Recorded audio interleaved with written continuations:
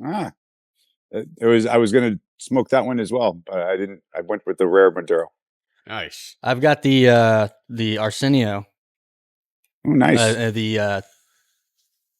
The Corona size. That's the size he liked. Yeah, I got the signature one. Can you put the camera up? The red band. Yeah, the Corojo. The Corojo. Are you ready for the Cigar Guys Podcast?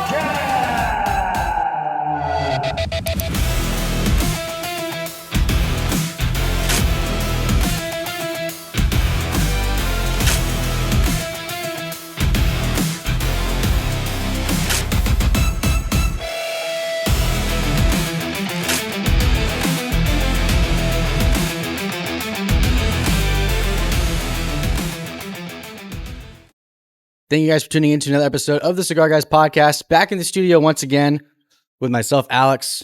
Mark is here with me. We have Jared and Zach as well. You look a little short today, Zach. I hit my shin really hard and I shrunk a few inches. What does that have to do with you sitting in a chair? Exactly. Okay. We have a special guest today.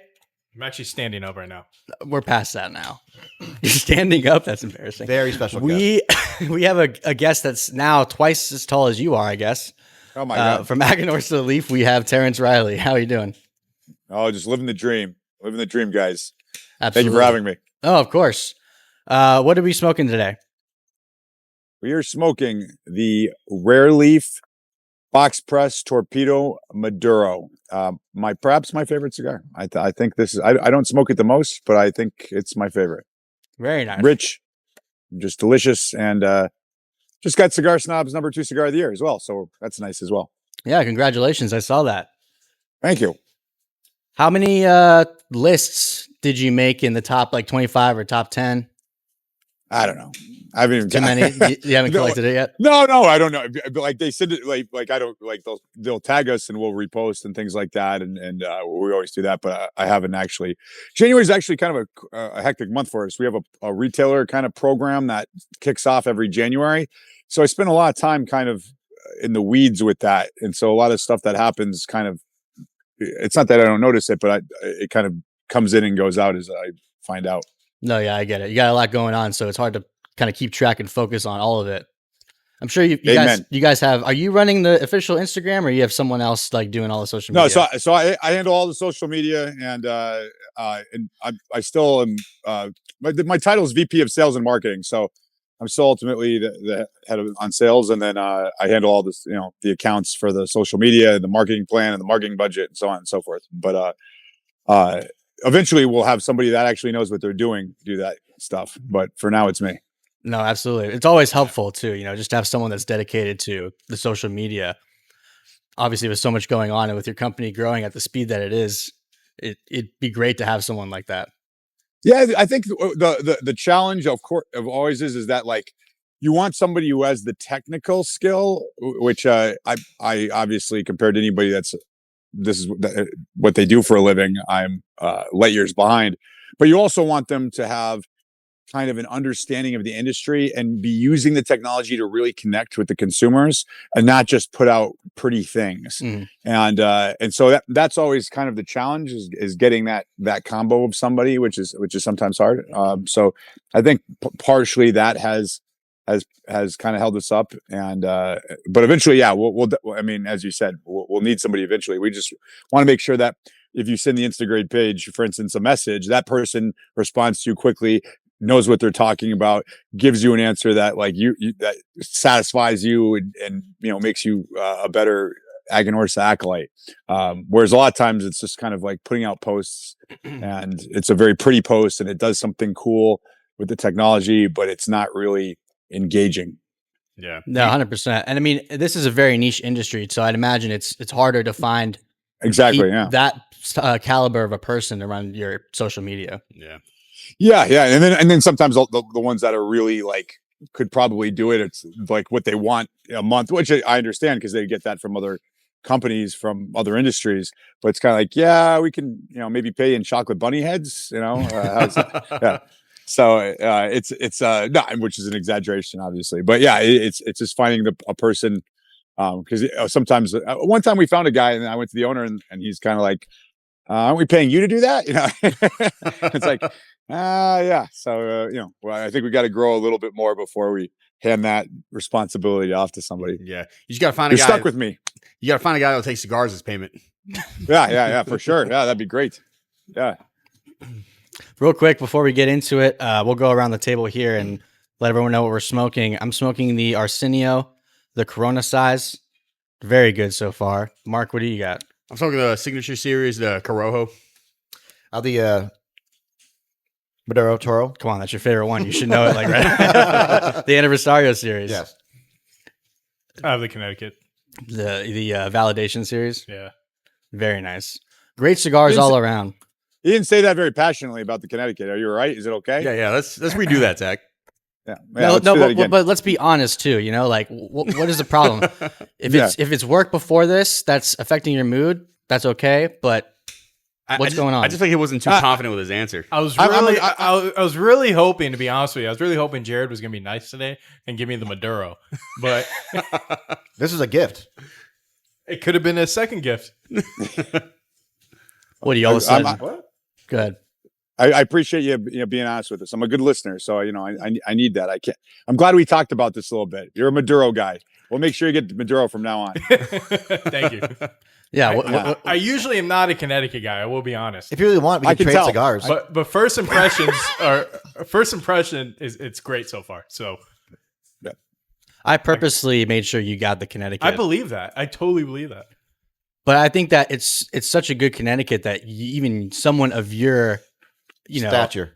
I was gonna say palate should enjoy it. Stature. Are you calling me short again? Huh? Never. The tallest one here. Actually, the Connecticut, I smoke the Validation Connecticut more than any cigar that we make, just because I can go from store to store and have one, and it doesn't really overwhelm me, but I still enjoy the flavor on it. So out of all our cigars, I smoke that the most. See, really, what I wanted to do was show what terrible of a mood I was in the beginning, and at the end, my mood would have been crazy good, and be like, "Oh, Zach, you got into a great mood. What happened?" Be like, That would have been a way better answer if you said that right away. Yeah, now we don't 5 believe minutes you. later. He thought about that one. I'm slow on the roll on today. And now the opposite's going to happen. So yeah, now everyone's gonna pick on me. Let's and hope I'm not. going to get in a bad mood. It's all going to be okay, Zach. No, but I mean, as far as Aganorsa Leaf goes, it's definitely one of the brands that we've been enjoying in our portfolio for quite a while. I think the Anniversario series specifically has been one that we always go back to. Of course, we have JFR too. I mean, the portfolio that you guys have now is definitely extensive. Yeah, we've kind of, and this year for that reason, we probably, other than some niche stuff, we won't be coming out with any new lines or anything like that. We want to really focus on the great brands that we've been coming out with the last few years, and make sure that everybody's aware of them. I always say, if you've never heard of the cigar, it's new to you. So I think the fun part is releasing the cigar, because it's kind of like new, and people are, it's something new, and everyone's interested. And then that kind of segment of the market dies down and starts looking for other things. And so the temptation is always to go back to that segment and say, okay, here's another new thing. But really what you have to do is kind of ride that wave and then go into the next kind of group, who are people not looking for necessarily a new cigar to smoke, but like getting it in their hands somehow, or getting them aware of it. And then they try it and start putting it into the rotation. So it's a little bit more of a grind on that side, but it's more rewarding long-term. So if one of our viewers was to come to you and say, I haven't had Aganorsa Leaf, I've only heard about it, what would be a couple of your go-to recommendations for someone that wants to get into the brand?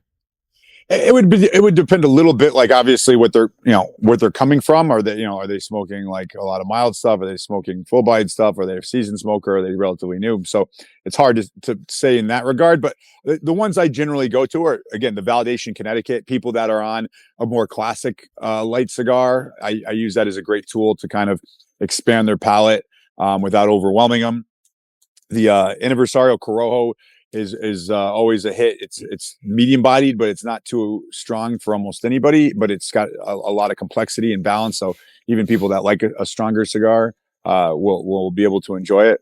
And then honestly, if they're looking for value, JFR Super Toro Corojo, can't beat it, man. It's just a great cigar at a great price, and you don't have to hide your credit card bills at the end of the month from your better half. That's always a good bonus. So as far as maybe something that is either overlooked or maybe misunderstood in the Aganorsa Leaf portfolio, what would you think would be a cigar that fits that? I'll tell you a cigar that's overlooked that, again, we almost don't even make anymore. We still make a little bit, is a Buena Cosecha. So it's called Buena Cosecha, which means good crop in Spanish. And basically it was a cigar that actually was one of the cigars that kind of made me join the company. It didn't have the best packaging or anything, but it was so flavorful and complex, and I just think it's a great cigar. But nobody can say Buena Cosecha. Nobody knows what that means, and so it never really did much for us. But that's a great cigar. If you find them, grab them. So you think with that cigar, I think you kind of alluded to it, it's kind of like a branding sort of thing. It's hard to pronounce. It's maybe like that's why it's overlooked in that regard. Yeah, and we haven't redone the line. So when I came in, the lines that got redone were the lines that kind of had the most kind of legs to them at the time. So the Casa Fernandez Aganorsa Leaf line became Aganorsa Leaf Validation. The Casa Fernandez Aniversario Miami line became the Aganorsa Leaf Aniversario. And those cigars grew overnight just because they were solid blends that had a following already, and then just making them look a little bit spiffier and bring them in line with our branding, so that people would actually know that Aganorsa makes them and all that kind of thing. That was very successful. But you can only do so much at once. You can only hit so many lines. So at some point we'll probably rebrand either the line, or we'll use the blend in another line, because it's such a great blend. But it just you can only do so much at once. Yeah, absolutely. So how did where the idea come from for the whole Fuma tasting that you guys started doing? Because we did that. I was telling you before the show, we did that, I think 2024, I believe, is when we did it. About a year and a half ago. Yeah. And it was, the first time I actually did it was with you guys at Corona over here across the street. So how come that kind of became something really popular that you guys did? Yeah, so first of all, we didn't invent that, of course. I mean, Davidoff has been doing a Fuma tasting for years. Jose Blanco, of course, has a Fuma tasting. He does. Michael Herklotz does a great one. What we kind of did is we simplified it. So usually when you do them, they take one cigar and they have you smoke the wrapper, the binder, the filler, the other filler, and they build the cigar up basically, and that's an awesome experience. But if you're not too experienced with cigars, or you're kind of a casual consumer, that can get very overwhelming. It's like, what's the name of this tobacco? They go piloto this, and by the end of it, you enjoyed the experience, but you kind of got lost with just too much new information, right? And so we wanted to design it where everybody that comes into the shop, regardless of experience, could enjoy it, and that it would be relevant to a large percentage of our portfolio rather than just one specific blend. So what we do is we took the Corojo 99 from Jalapa and the Criollo 98 from Esteli. Those two tobaccos are in all our blends. So you try them separately, you try them together, kind of a Cheech and Chong moment, and see how they create the backbone of Aganorsa. And then from there, you can go into any of our blends and kind of understand them. And it was meant to just be a simpler approach to kind of teaching people about our tobacco and about cigars in general. Well, I definitely agree with you in terms of you present it in a very simple to understand way. And that was, for me personally, my first official Fuma tasting that we did. And the way that you guys present it is very straightforward. And even people that really don't know much about cigars can kind of grasp it and understand it. Is that something you guys still actively do at different lounges or different events? Absolutely. No, that's something we try to always do. I mean, and what's nice about the way we do it too, it's kind of versatile, where we like doing staff trainings with stores. That's usually something you would set up. We like obviously doing it with events where there's a set time and place for it. But also when we're in the shop and there's people that are interested, or there's an employee that wasn't at the training session, or there's a guy that just loves cigars and wants to learn, we'll just sit there and do a kind of a nickel tour version of that. and get people to try it. And we feel that's one of the most successful ways to turn people onto our brands is to have them do that fuma tasting and taste the signature flavor of our tobacco. And what's good about it is it's not nuanced in the sense that you try the two and nobody ever says, "Oh, I can't tell the difference between these." Like it's pronounced. And so it's a moment for somebody that maybe, we hear all the time, "Oh, well, I'm not an expert." That's the first thing they say before they tell you what they like. And you say, "Well, you're an expert on what you like, right?" And they're like, "Yeah." It's like, "Okay, well, maybe we can teach you to trust your palate a little bit more." And then it's like a light bulb goes off when they taste I get that salivation from the Corojo 99. Oh, I get that salt from the Carrera 98. That's a palpable thing I'm actually tasting. And it's not, cucumber melon crisps or, apple cider or whatever again, and like everyone has their own palate. So I would never tell anybody that they're not tasting what they're tasting, but I don't think that's useful to most people when you get into that level of kind of specific nuanced detail of tasting notes. Ours are very palpable things that are pretty straightforward. No, absolutely. And you are right too, in regards that, especially as a consumer, I think it does leave a lasting impression on the consumer. And it's part of the reason why people might go back to Aganorsa Leaf, because I think nowadays, we've talked about this before, experiences are a big part of today's market and what help people kind of resonate with the brands that are out there. Because there's so many different brands. I think nowadays, a big part of selling the brand is creating an experience for the consumers to enjoy. Yeah, no, for sure. I think that's to go to the store. One of the reasons, now is that you can sit at home, you can click a button, you can get a lot of stuff very quickly to you. You obviously have a great place to smoke there, so you don't necessarily need a lounge. You really need to provide an experience and a reason for somebody to get out of the house and go to the lounge and spend their hard-earned time and money with you. And so I think the fuma tasting is something that they can't really do often otherwise. So, hey, let's go down and partake in that. But you have to be thinking about those types of things, because if you're not, it's very easy for the person to say, I'll just stay at home. I can smoke a cigar at home. Can we do a fuma tasting with you when we see you again? Sure. Of course. Yeah. Nice. Of course. I knew you guys did it the last time, so I didn't mention it as something, but we can do it every time. You can see if me and Fabian say the same things, or we make up different stuff. Yeah, I don't mind doing, like recaps or revisiting certain things too, because especially if there's like a year or two in between, there's always someone new that's going to tune into the show that maybe hasn't heard of the brand before, or hasn't heard of, like the fuma tasting experience. Maybe my palate has changed too over like a year and a half. Yeah. We'd be shocked if your palate. And there's a great video too for anyone listening on our YouTube channel, Aganorsa Leaf. There's we do a fuma taste. I think it's the first video we ever did, so it's on there, and you can kind of see what we're talking about if anyone out there is listening. By the way, guys, I'm going to turn on the lights here for a second. I just realized I'm still go ahead, in dark. So give me 2 seconds, and so you can see me. It doesn't look like I'm in witness protection. You're good. All right, how are we enjoying the cigars right now, Jared? I already know your answer. Solid every time. Answer was good, but yeah. Well, you smoke a lot of those. I think that's probably, when it comes to Aganorsa Leaf, I've seen you buy those mostly. Mm-hmm. Yeah, it's my first Corojo. Actually, I'm really enjoying it. Oh yeah, yeah, good. Yeah, I tried to pick out stuff that we didn't have before. Yeah, it's a good one. Except for me. There we go. Yeah, except for Jared. I just wanted to be safe with Jared. See, isn't that better? Oh yeah. There we go. Yeah. I forgot what you looked like for a second. So how is witness protection? How's it work? Where are you? I don't think you understand the purpose of. And what's your real name? Why can't I hear your voice? Speak in your regular voice. Zach, how's your Connecticut treating you? that street sign behind you. I'm enjoying it a lot. I'm actually getting a lot of flavor from it. It's not a really mild Connecticut. There's definitely a lot of flavor in it, and Do you retrohale it?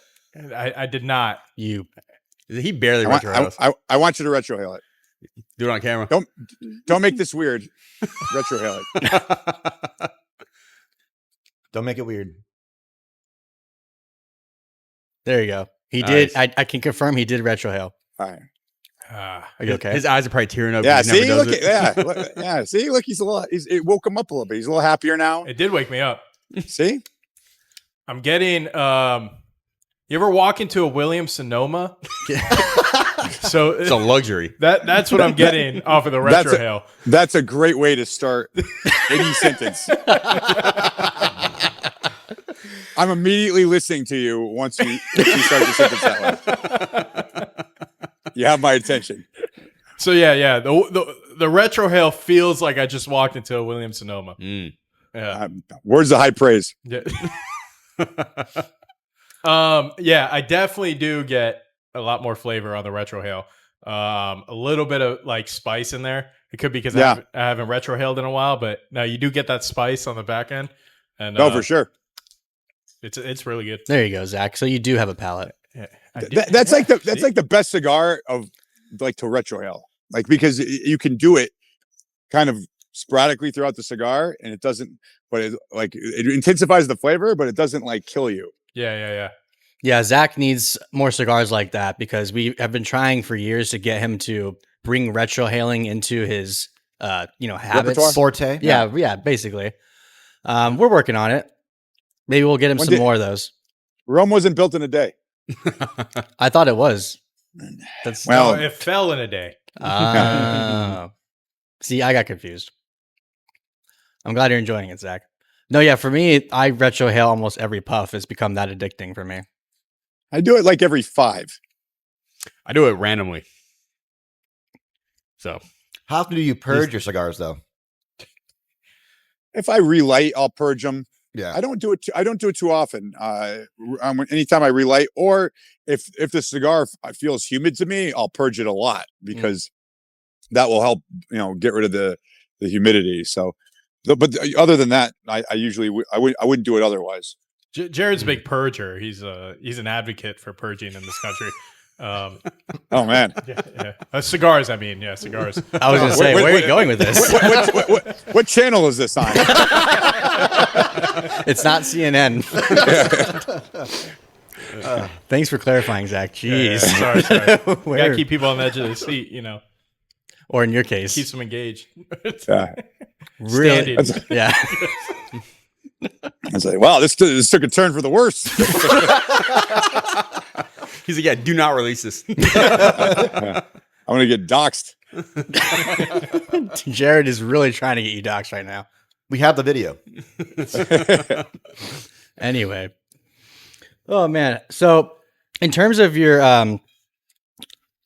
obviously, VP of Marketing and Sales, when it comes to marketing, is there anything that comes to mind when I ask you if there was a decision that either you brought to the table or maybe someone else that felt risky or kind of out there, but ended up paying off in the end? Yeah, I think the name change a little bit was. I mean, in retrospect, it worked out wonderful. But like we did it very quickly, and that I thought was a little bit of a risk because I had originally a more gradual change of that. Like it was going to kind of slowly phase out.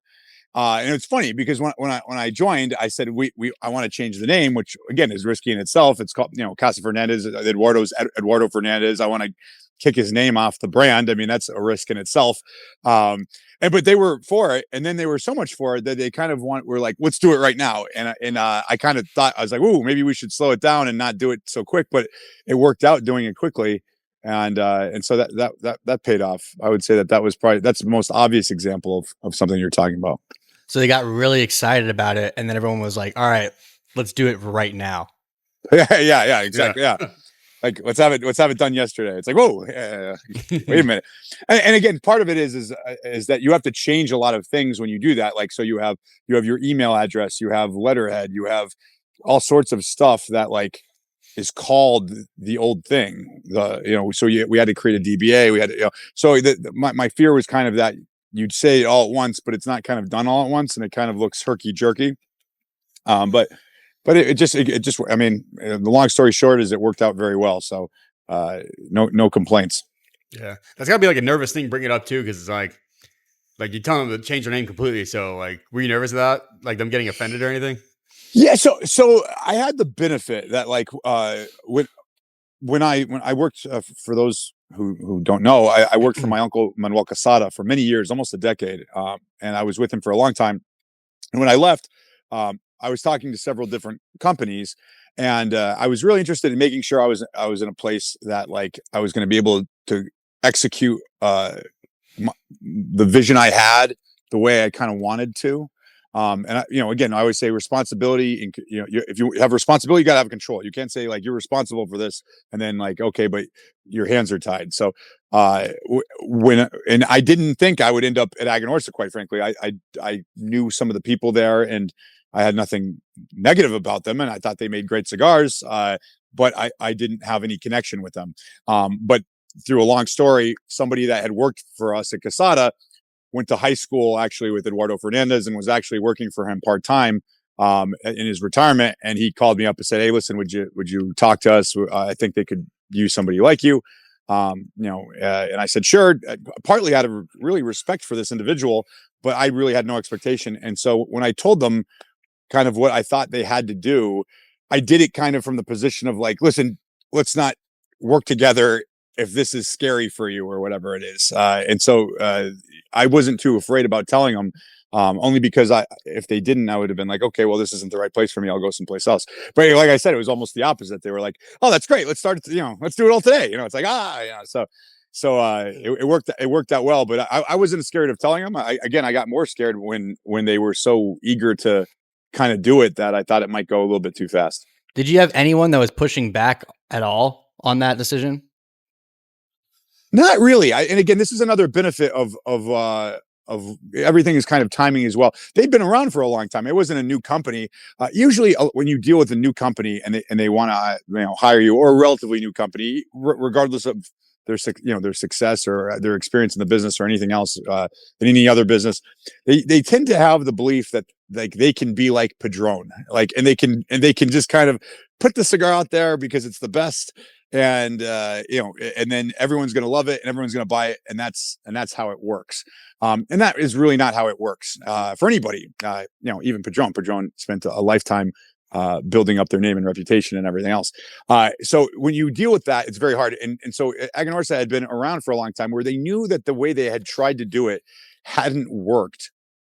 And so they were open-minded. They were like, okay, no, like, let's do it your way. Like they've been I would say there's very few things, at least in the first few years, as time goes on and my ideas get more grandiose, I hear no more. But in the beginning, they almost said no to nothing. Like they would be like, okay, let's do it your way. And now a quick word from our sponsors. What if every cigar was considered vintage? What if every cigar that we made was that perfect experience? And so that passion drove us to create Sans Pareil, a cigar without equal. The inspiration between Sans Pareil is 100% all about quality. Everything that we enjoy in our cigars, everything from the tasting notes to the burn, to the aroma, to the way the cigar lights, to the packaging, everything is focused on Sans Pareil cigars. And that's where we came up with our name, Sans Pareil, which is French for without equal, unparalleled. And we take every cigar that we make to that level, making sure that if it isn't something that inspires you to do something more, then it's not part of the portfolio. And that's what drives us every day. I'm very blessed in that way. Yeah, no, of course. An easy transition in a way too, Yeah, no, for sure.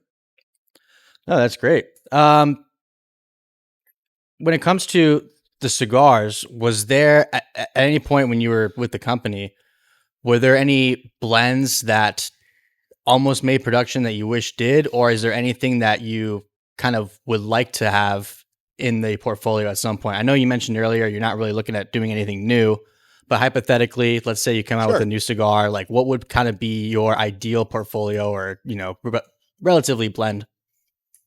Yeah, so I take the approach.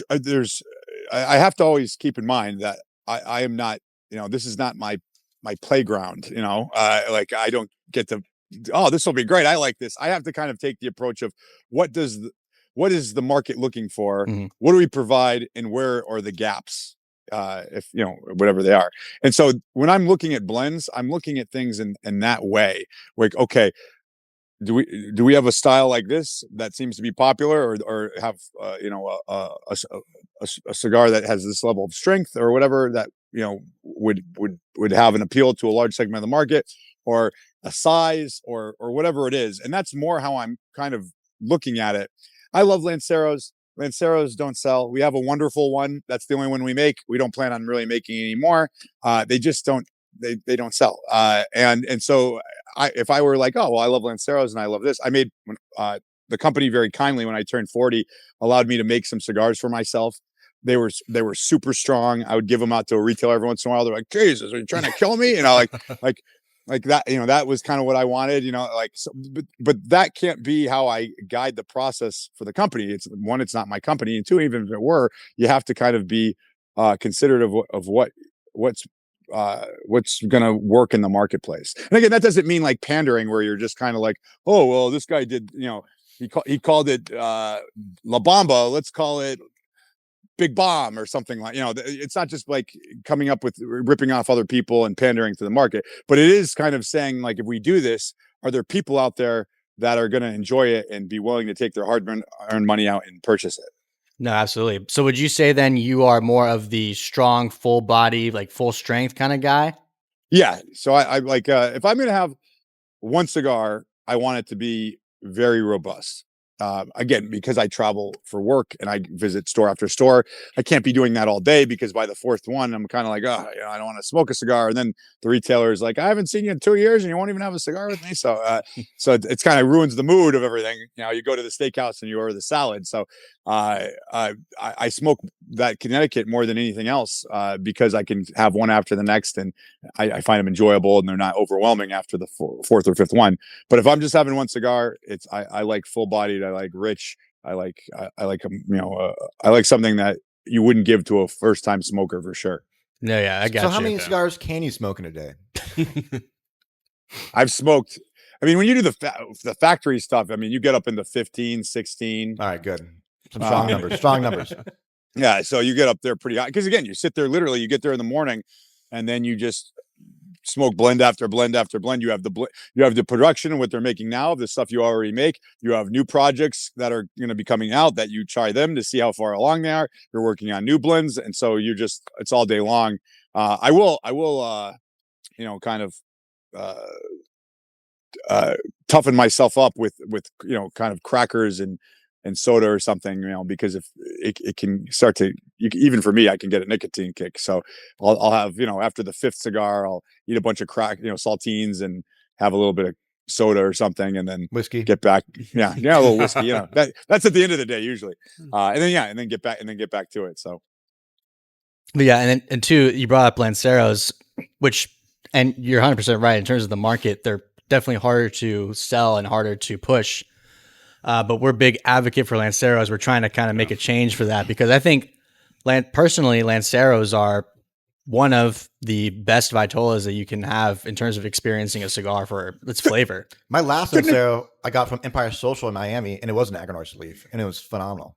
Yeah. So we have one. It's a 7.5 by 40 box press Lancero. It's an amazing cigar. Listen, you're preaching the choir. I love Lanceros. I think they're incredible. They're a great expression of the blends and of the skill of the roller. And I can go on all day with it. But like, one, you show them to people and they kind of go, nah, that kind of looks, effeminate or whatever. They don't like how it looks on them. And then the other problem, which is actually the bigger problem of the two, is Lancero people are not brand loyal, or even they'll buy a box even, but then they want the next Lancero. Yeah. So for stores, it's super frustrating, because they bring in one in, it sells out. They bring another box, they sell 2 cigars, and it's stuck there. And then the same guys are coming in going, so got any Lanceros? Yeah, right here. Oh yeah, I had those. What else you got? And so it's difficult in that way. Whereas as the size gets bigger, the more loyal they tend to be to it. And from a business perspective, it's a little bit easier. You know what you're going to sell, what you can plan for when you purchase and everything. It's tough with Lanceros when you're dealing with the retailer, because they're like, yeah, I got 2 guys that like Lanceros.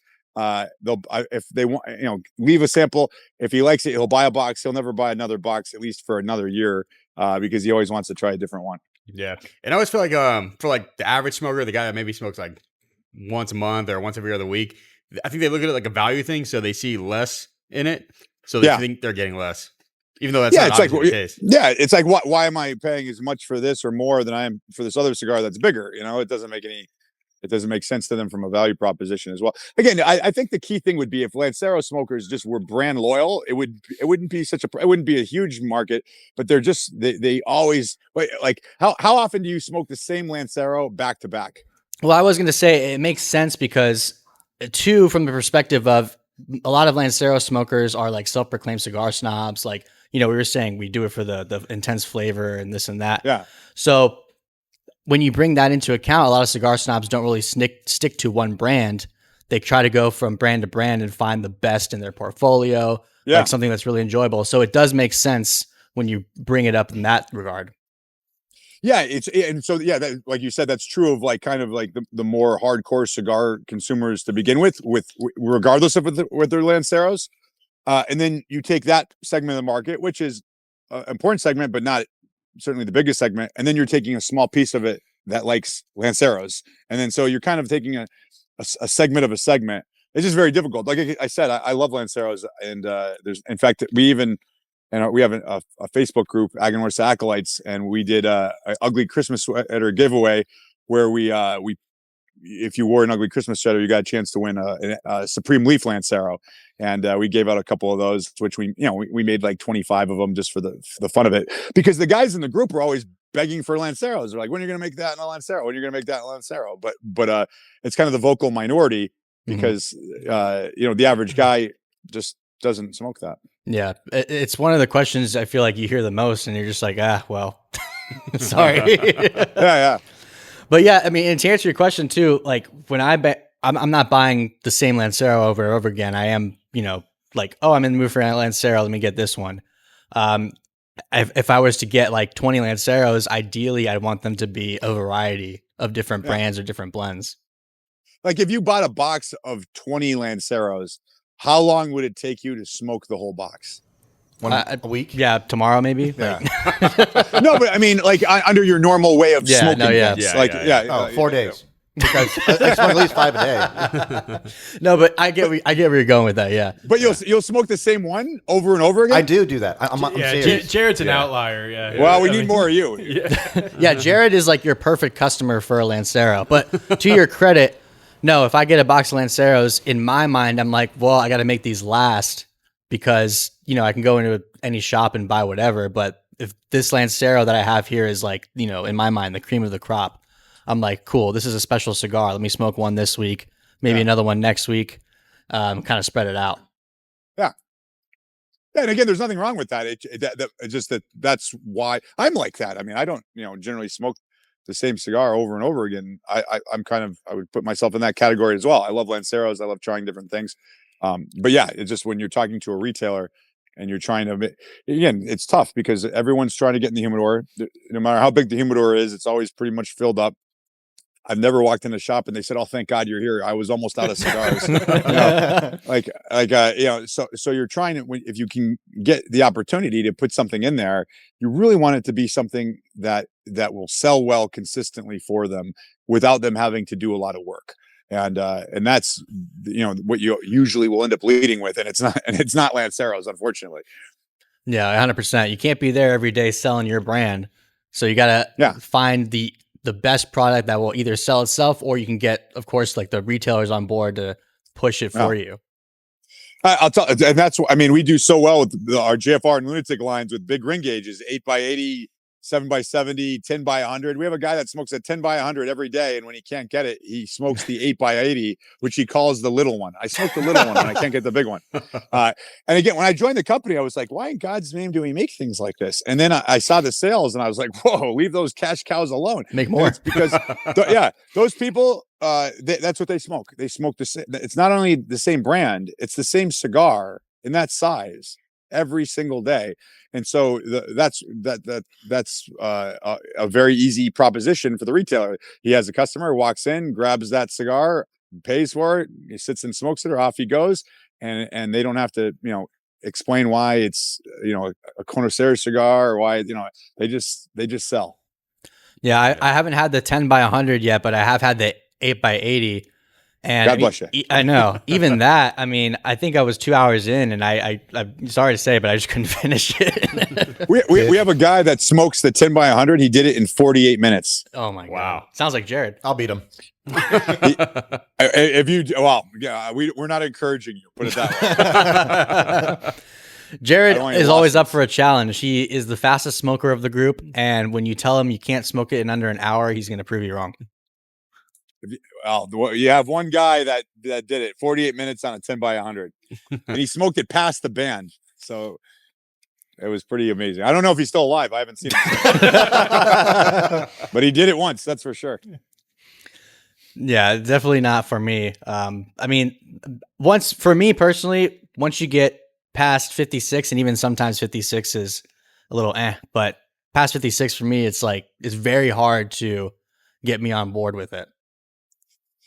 Yeah, I would say that. I mean, I can go up a box. 56 is probably my if it's a round and box press, it can go up to 60. Yeah. And then over that, I just don't like the feel of it. I will tell you though, that's like our like El Chiquito Lunatic Habano, that cigar, maybe taste wise, my favorite in the 4 3/4 by 70. I don't like the size. I don't enjoy the size. It doesn't, but like the taste is great in that size. And I actually had a consumer at a shop up north. He actually I got him to smoke it. I can't remember how I got him to smoke it, but like I got him to smoke it. And then I was in the store like a year later, and he came up to me. He's like, "You son of a bitch!" And I was like, "What'd I do?" And he's like, "I smoke this every day now because I love the flavor, but I hate the size so much." And I was like, "Sorry, I don't know, but yeah, I mean, Hate it when that happens. Yeah, you can make them flavorful in any size. But for me, like once you get that big, it's just not comfortable. It's not enjoyable. Yeah, he's got like lockjaw now. It's terrible. But yeah, I mean, and two, you bring up like a box press. When you have a box press that's a 60 ring gauge, you almost don't really realize it because it feels much smaller. Yeah, it feels like no bigger than a 56, really. Yeah, exactly. But I get that too, where there's cigars that are 56 or 60 ring gauge, even maybe bigger, that taste so good. It's almost it's fortunate because it's like I hate this size, but man, it does really taste so good. I've actually become more of a 54 ring gauge person over just because I like a lot of what we do in that ring gauge. But I like 5 5/8 by 46 is my favorite size. I like Lanceros. 6 by like 48 is a great size. Like those are kind of my favorite traditional sizes. But for our product, I smoke a lot between 52 and 54, just because it seems like the blends hit well there. And again, it's not so big that I still like, the size is fine. But yeah, to your point, that transition was just because of I like the flavor, not because of the size. Yeah, well, I agree with you. I mean, I think that when the blend is right for that size, you have a fantastic cigar that's maybe a bigger ring gauge than you prefer. But that right there will get me to buy a box where it's like, okay, this might be a 54 or 56, but it tastes so good. And oftentimes it lasts longer. Yeah, no, it's hitting right, and you can smoke it for longer, so. So what do you think is the most underrated vitola in your guys' portfolio specifically? I would say that like the junior size, it's 4.5 by 46. We make it in the JFR. We made a Supreme Leaf size in something like that, but it went, it sold and it's gone now. But those JFR juniors, 4.5 by 46, that's like a great little size. Like it's a kind of a quick smoke, but not too quick. It doesn't feel like, you were rushed or anything. But if you have like, a half hour, maybe even 40 minutes, you can smoke one and not rush it and just enjoy the whole thing through. And, but again, it's another one of these sizes that people are kind of like, even it's like the price point for it is like $6, but still it's like a lot of times they can get like a 6 by 60 for $8 or something like that. And they look at it and they go, well, I'll just pay the $2 more and get the 660. But I think that's an underrated size that we have. No, yeah. I personally too, I'm on the road a lot more. So sizes like that are great because when you're going from lounge to lounge, and I think you can attest to this too, Absolutely. you only have really an hour total, and you probably only have like 35, 40 minutes of smoking time. Sure. So you have that smaller size so that way you can smoke with the retailer, get your meeting done, and then on to the next one.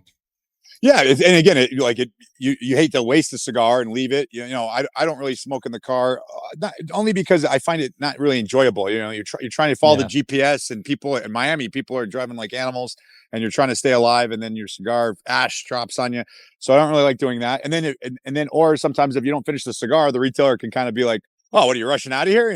Finish your cigar." So, if it's just that good size, it gives you just enough time to really get the most out of your time with the retailer, and then leave where they don't feel you're rushed out, but also don't you're not lingering. Yeah. Well, and two, you don't want to leave a half smoked cigar with your band on it in the ashtray. Yeah.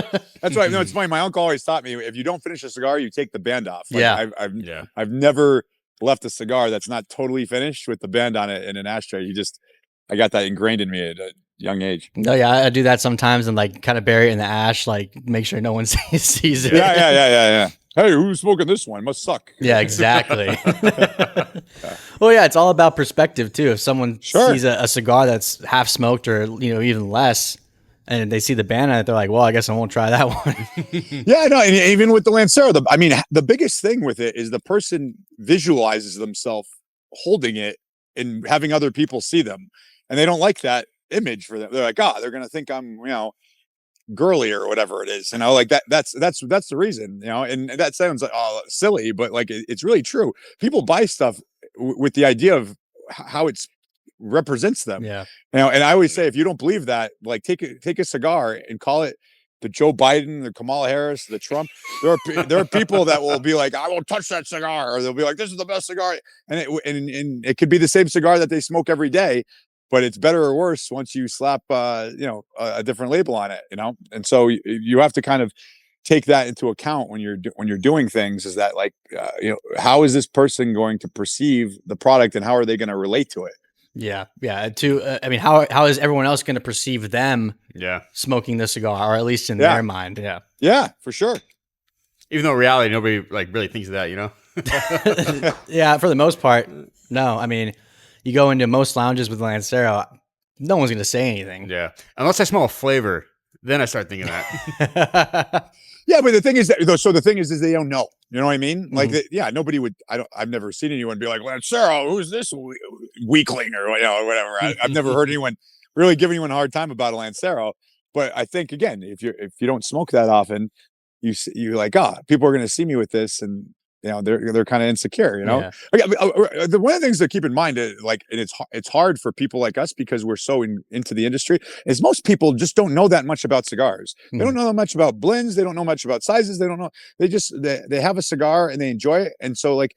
It's like I always say, put yourself in a position where it's something else you enjoy, but you don't know that much about. Like if you were like, I don't know, you like scotch, but you really don't know anything about scotch. Like, how do you buy it? You go in there, you kind of look at the bottles. Oh, I've heard of this one. Oh, everyone says this one is good. Or it's got, or the store, manager comes over and says, this is going to be a great scotch for you. But like they're kind of like lost a little bit, and they're looking for things to like make sure that they don't make a bad choice. And so like.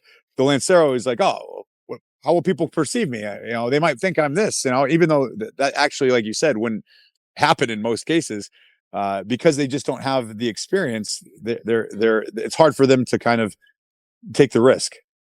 Yeah, and two, in terms of consumers as a whole, that's a majority of the industry. I think people like us that are more into it, it's maybe 5 or 10% of the market. So most people, like you said, when you go to the liquor store, you go to the cigar store. You have, there's the Monte Cristo number 2. My buddy smokes that on the golf course all the time. So you get that one cigar a month, or maybe even less, and you just go back to that one because you said, okay, it was good last time. I'm just going to keep buying that one every time I go in because, one, that's all I know. And two, I'm not going to go in and be like lost like a kid in a candy store. Yeah, and ask questions. And then, if I ask questions, then they'll know. Like, it's really... that's where actually the internet has been very useful in that way, is that people can kind of look stuff up and learn things without having to like ask in person. And I think that's led to a lot more knowledge out there, because guys they like to pretend they know have all the answers. Yeah, guys go into the store and they're like, no, I got it, don't worry. And they'll spend like an hour walking around Publix. What does it mean pretend? I don't know what he means. What do you mean pretend? I do have all the answers. But yeah, no, I've never asked for help once in a supermarket. I'll find it. Never. Yeah. Directions, never. I mean, now with GPS, you don't need it, but Yeah, now we have the excuse. It's like, well, I know where I'm going. I'm just looking out for traffic. All right, so we can do some rapid fire questions too. You don't got to think too hard about this, just for fun. So, morning or late night smoke? What do you prefer? ooh, that's a tough one. If I have to pick, I would say late night. I think there's something nice about the end of the day, sitting down with a nice glass of scotch or something like that, and kind of going, and just enjoying a cigar. I think that's probably the best. But I'll tell you, I do enjoy on a Saturday morning coming out, grab it, reading, a book or the paper or whatever it is, and having a cup of coffee and having a cigar. It's a hard choice, but if I have to pick, I go evening. Yeah, usually evening it feels more rewarding. Final cigar of the day. Sure. Yeah. It's kind of like a load off. Yeah. What do you find reaching more for, the Corojo or the Criollo? I like more Corojo dominant. So Corojo 99 that we grow is more, I would say, distinctive to us. Really, nobody else grows it in a meaningful way. Criollo 98 is great tobacco, and the reason we know it's great tobacco is that so many people grow it. Placencia grows it, AJ grows it. They grow it in Dominican Republic and Honduras. It's a great seed varietal, and it grows great in Nicaragua. But the Corojo 99 is really special to us, and it gives us, I'd say, the most influential part of our signature flavor, and I personally like it. So Corojo 99 for me. There you go. I think I might know the answer to this one. Box pressed or round? I would say box press generally, but it's funny. Like the bigger the cigar, the more I like it box pressed. Yeah, no, that makes sense. When I know on the road it might be different, but do you prefer using a lighter or matches when you're just hanging out? I almost always use a lighter. The only time I really use a matches is if I'm trying to kind of show somebody, like, okay, you know how like you have a bottle of wine, you uncork the wine, you pour a glass and you drink it, right? I mean, like that's usually how you would do it. Now, again, if you have something really special or you're entertaining and you want to, have it be, extra, maximize the experience. Okay, you take you chill the bottle for a little bit, you put it in a decanter, you put the decanter out for a half hour. You kind of do all these things to, really maximize the whole experience. If I had like some super rare special cigar, or I was with somebody, to be like, hey, this is how you really enjoy a cigar, I would use a match and light it. But like for regular use, I almost never use a match unless I don't have a lighter. Right. Whether it's alcoholic or not, favorite pairing with your cigars? Coffee is, to me, the best pairing. I mean, I think black coffee goes so well with cigars. So many different types of cigars. That's my favorite pairing. Great answer. So what's a cigar that you'll never turn down, even if you don't have time to smoke it, but you'll make time for? From our portfolio or from any other brands? You can answer both. From other brands, the Aladino Reservas, I think that's a great cigar. It's hard for me to ever pass one of those up. Or Placencia Almafuerte, that's another one to use. And then Dominican Republic, probably the 858 Rosados. That's a hard one to pass up from Fuente. So I gave you one from each country. And then for us, one cigar that I actually got to have one a couple months ago. I found a retailer that actually had a box, and he hadn't even opened it. In 2020, we did the Anniversario in a 109 head Maduro, and it was box pressed. It was just an outstanding cigar. And I actually had to leave the store. We had to go, and he cracked open the box. I'm like, I guess we're gonna miss the next stop. And so we sat and had that one. That cigar is incredible. That's what happens with us too, especially when we're in Miami. We go to a certain lounge and it's like 3 hours later, we still can't leave. We're like, geez, man, like we got stuff to do, but yeah, we find ourselves stuck. It's tough. What was I gonna say? One Aganorsa Leaf cigar that every fan should smoke at least once. I would say probably the Anniversario Corojo, only because it's like such a great expression of our tobacco. I feel that like I've hardly ever had anyone smoke that cigar and say they didn't like. I can't. In fact, I can't think of anybody that's ever said that. That's been like, oh no, that's not my taste. Like it's just such a nice balanced expression of what we do. I think everyone should have that cigar at some point in their life. It is a great cigar. And two, actually from the Anniversario line, when I was getting more into Connecticut cigars, the Anniversario Connecticut was one of the ones that I was like, okay, this is really good. That can get me on board with a lot of the new Connecticut's that are coming out. Yeah, that's a great cigar. That's probably my favorite of between the Maduro, the Corojo, and the Connecticut. I like the Connecticut actually the most. And again, it's partly because it has that it has so much flavor, but I can smoke them back to back. It's a little on the pricer, and there's an expression in Spanish: "No fumes la ganancia." Don't smoke the profits. So I have that one less than the Validation Connecticut. But like that's a cigar that and it's the best seller in the line as well. Yeah, no, absolutely. I think too, in terms of Connecticut cigars, there's a lot of great ones that are coming out because I think the perception for a long time was, Connecticut's are the, they're not strong at all. They're very bland, but a lot of brands, including yourself, have been bringing out some great, flavorful, enjoyable Connecticut's. Yeah, it seems like Connecticut finally found its niche in the market today. Like you said in the beginning, they were super mild. They were, and they just, for an experienced smoker, they didn't provide them anything. And then I found that some of them were just they tried to make them strong, and they were just kind of harsh. They weren't like good. They were strong, but they were just kind of like, yeah. And so now it seems, obviously ours, but there other companies as well are really doing a much better job of creating something that's got more body and complexity without sacrificing, the flavor or the experience. Yeah, and to your point, it's a lot of times when people were experimenting with Connecticut's, that strength could outperform the blend, so you don't end up tasting, the cigar itself. Yeah. Okay, well, I think we're reaching that point actually, so we'll wrap it up here.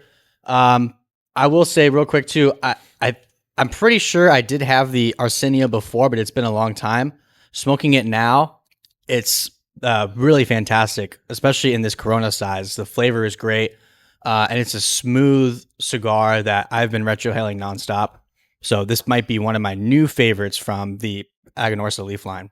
And I'll tell you just quickly about it that was the size that Arsenio Ramos was the head guy. Eduardo Fernandez, the owner of the company, was not he's Cuban, but he wasn't involved in tobacco.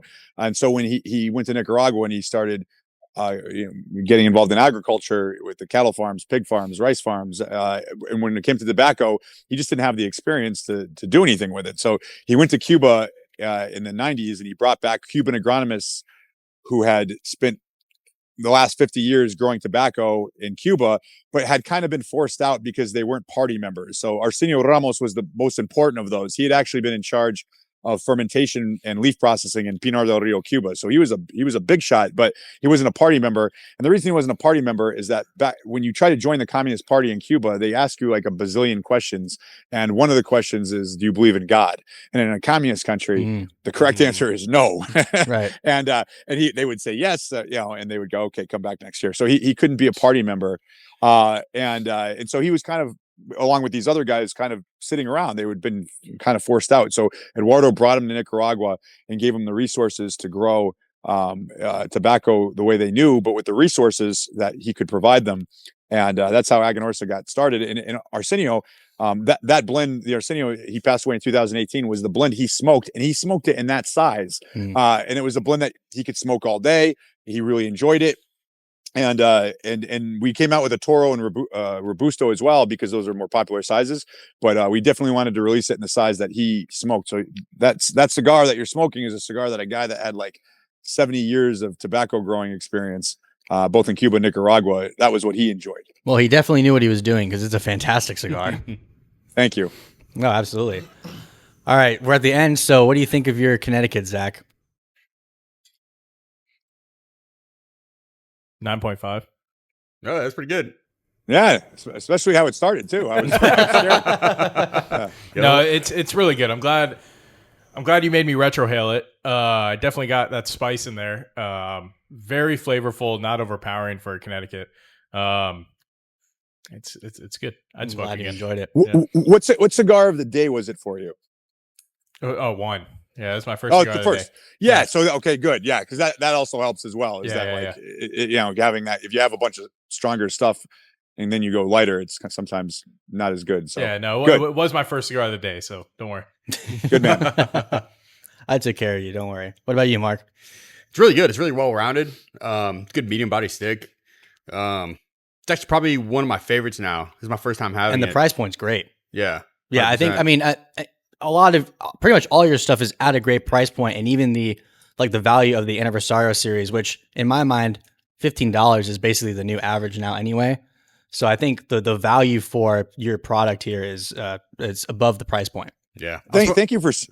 No, I was gonna say Yeah. thank you for saying that, because that's really what we aim for. There's lots of great cigars, but we're vertically integrated, so we can kind of hit a better price point on most things.